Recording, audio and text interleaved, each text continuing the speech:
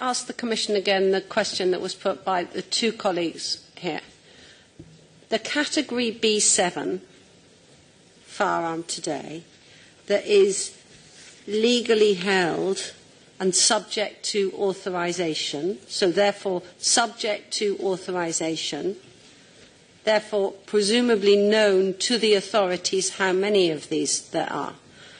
What is your estimate of how many of these there are that are therefore going to be banned, and what is your answer to the question about compensation?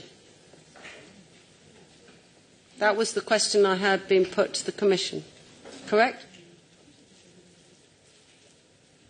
How many B7 firearms have been authorised, and therefore how many are being banned, and what's the answer on compensation? Le nombre précis I don't know the specific number of firearms. We got in contact with various member states, but the data is not available. It's not poor will from member states, but rather it's a result of the bad definition we have in the directive for the scope of application of B7. We need to clarify first and foremost by what we mean by firearms to be prohibited before we can identify them. But right now, there is no scientific data available that we could provide on that. The second question on compensation, of course, it's connected with the first.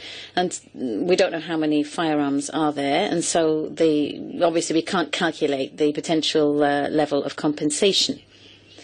And the other aspect to be examined before we talk of compensation would be possible transitional measures which could be decided upon by the Council and the European Parliament, which would allow us to avoid probably that issue of compensation.